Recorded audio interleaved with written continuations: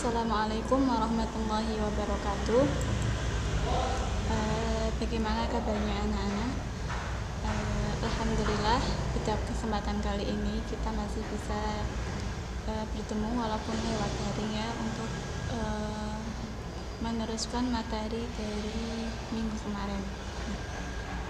Sebelumnya, marilah kita awali pembelajaran pada minggu ini dengan bacaan basmalah. Bismillahirrahmanirrahim. Pada kesempatan kali ini kita akan membahas mengenai kajian ilmu sejarah.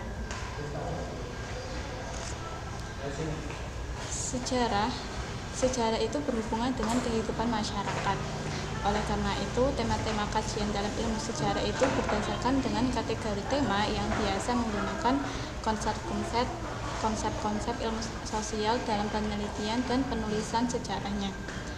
Konsep dari berbagai disiplin ilmu sosial digunakan untuk menganalisis peristiwa di masa lalu sesuai dengan tema dan minatnya. Ada beberapa objek yang dikaji dalam ilmu sejarah. Pada pembahasan sejarah ini kita akan membahas 8 objek kajian ilmu sejarah, yaitu yang pertama sejarah sosial, sejarah politik, sejarah mentalitas, sejarah intelektual, sejarah ekonomi, sejarah agraria, sejarah kebudayaan, dan sejarah maritim. Oke, mari kita menuju ke yang pertama, yaitu sejarah sosial. Sejarah sosial merupakan setiap gejala sejarah yang memanifestasikan kehidupan sosial suatu komunitas ataupun kelompok. Menurut Kuntowijoyo, sejarah sosial adalah penulisan sejarah yang menempatkan masyarakat sebagai bahan kajiannya. Penulisan sejarah sosial ini memerlukan usaha untuk membuat kerangka utuh mengenai masyarakat secara keseluruhan. Penelitian dan penulisan sejarah sosial memerlukan strategi berupa model yang berfungsi sebagai inspirasi heuristik dalam pencarian, pengumpulan, dan penyusunannya. Nah, sejarah sosial ini memiliki bahan garapan yang luas dan beraneka-ragaman. Dan sejarah sosial ini memiliki kecenderungan yang berkaitan erat dengan sejarah ekonomi. Tema lain yang dapat ditelaah dalam sejarah sosial adalah tentang peristiwa sejarah yang berkaitan dengan pergerakan sosial, institusi sosial, dan fakta-fakta sosial. Beberapa aspek yang dapat menjadi tema dalam sejarah sosial. Yang pertama, tema tentang masyarakat pedesaan, yang mana tema ini sudah dijadikan bahan penelitian dari Suhartono W. Pranoto dalam Abenich dan Bekel tentang perubahan sosial di pedesaan Surakarta, dan penelitian dari Joko Suryo yang mengenai sejarah sosial pedesaan Karasidanan Semarang pada tahun 1830 sampai 1900. Yang kedua, temanya gerakan sosial, yang mana tema gerakan sosial ini dijadikan penelitian mengenai pemberontakan petani Banten pada tahun 1888 maksudnya, yang memfokuskan perhatiannya terhadap gerakan sosial masyarakat Banten. Yang ketiga, tema tentang stratifikasi masyarakat dan mobilitas sosial. Nah, contoh tema ini yang digunakan dalam penelitiannya Weerdem dalam Indonesian Instantiation yang menelaah mengenai aspek sosiologis masyarakat Indonesia, yaitu mengenai stratifikasi sosial dan mobilitas sosial. Yang keempat, temanya tentang gaya hidup. Nah, tema ini contohnya dalam penelitian dari Darsiti Suratman, yaitu tentang kehidupan Keraton Surakarta pada tahun 1830 sampai 1930 yang menelaah mengenai sejarah sosial dan gaya hidup para bangsawan Keraton Surakarta. Yang kelima, tema yang dapat menjadi tema dalam sejarah sosial yaitu arsitektur. Contohnya dalam penelitiannya Joko Sukeman, yaitu tentang penelitian kebudayaan Indis di Indonesia yang menyinggung mengenai arsitektur dan hasil kebudayaan masyarakat Indis di Indonesia. Yang kedua, objek kajian ilmu sejarah mengenai sejarah politik. Sejarah politik adalah narasi dan analisis peristiwa, gagasan, gerakan, organ pemerintahan, pemilih, partai, dan pemimpin politik. Sejarah politik ini berfokus pada peristiwa yang berkaitan dengan negara-negara dan proses politik formal. Kajian dari sejarah politik ini berhubungan dengan struktur kepemimpinan, peranan elit, dan jaringan politik. Yang ketiga, sejarah mentalitas. Menurut Michel Foucault, sejarah mentalitas itu adalah sejarah ketaksadaran kolektif, sejarah tentang mentalitas yang praverbal dan pra-refleksif. Sejarah mentalitas dapat diartikan juga sebagai sejarah yang mengkaji aspek kepercayaan dan sikap-sikap manusia pada masa lalu. Nah, sejarah mentalitas ini adalah disiplin sejarah yang mengkaji tentang kepribadian dari kelompok. Sejarah mentalitas ini memiliki cakupan yang luas. Nah, sejarah mentalitas ini muncul pada tahun 1960-an sampai 1970-an sebagai reaksi dari determinisme.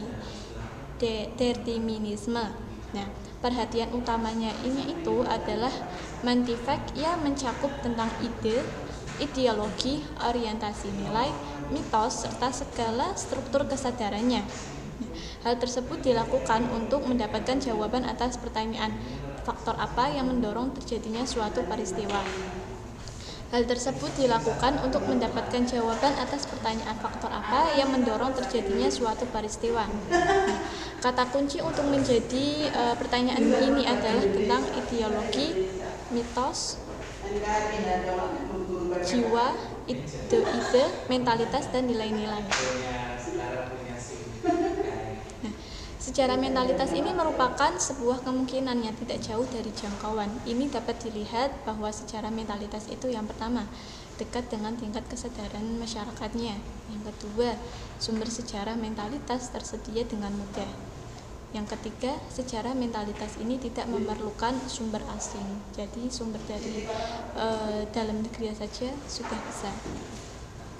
Tema dalam penulisan sejarah mentalitas ini adalah revolusioner, kontrarevolusioner, orang-orang militan, kaum-kaum anarkis, perbandingan, pelacuran, petualangan, pembunuhan, kriminalitas, konflik kota, desa, terus bunuh diri, ketakwarasan, budaya populer, penindasan wanita, kekerasan, aborsi, homoseksualitas, dan kematian. Dalam penulisan sejarah mentalitas ini terdapat dua pendekatan khusus, yaitu yang pertama first hand, yang mana Wilhelm Diethe menggunakan pendekatan ini sebagai jalan untuk memahami, bukan untuk menerangkan sejarah. Yang kedua dengan pendekatan imajinasi sejarah, yaitu kamera yang sanggup membuat gambar sebagai aslinya, mempunyai kekuatan evokatif atau merangsang menggoda, bukan hanya amamental tetapi struktural. Yang keempat, kita akan membahas kajian sejarahnya mengenai sejarah intelektual. Sejarah intelektual ini adalah sejarah pemikiran yang bersifat tematik. Konsep sejarah pemikiran sama dengan sejarah filsafat, yaitu kajian mengenai pemikiran manusia. Yang ketiga, dalam sejarah intelektual, apa yang dikaji dalam sejarah ini adalah merangkum gagasan-gagasan politik, sosial, ekonomi, pendidikan, kebudayaan, dan lain-lain. Kajian sejarah yang akan dibahas pada pertemuan kali ini yang kelima adalah sejarah ekonomi. Nah, sejarah ekonomi adalah cabang sejarah yang paling sesuai dengan teknik-teknik kuantitatif sehingga dianggap sebagai sains atau ilmu sosial. Substansi dari materi sejarah ekonomi ini adalah produksi barang dan jasa, pekerjaan, penghasilan, harga yang dapat diukur atau dihitung. Sejarah ekonomi ini terbentuk atas lokasi geografisnya yang terletak di antara persilangan samudra dan benua dunia.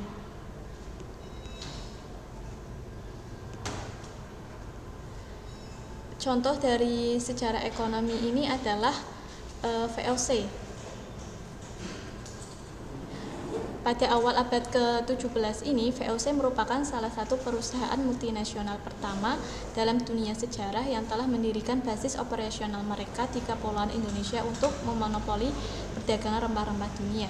Nah, pada tahun 1800, Hindia Belanda merupakan salah satu negara terbesar yang menerima manfaat finansial dari monopoli perdagangan komoditas Nusantara di pasar internasional melalui hasil tanam seperti kopi, teh, kina, karet, dan minyak sawit. Nah, sedangkan hasil buminya itu seperti minyak, batu bara, timah, dan tembaga.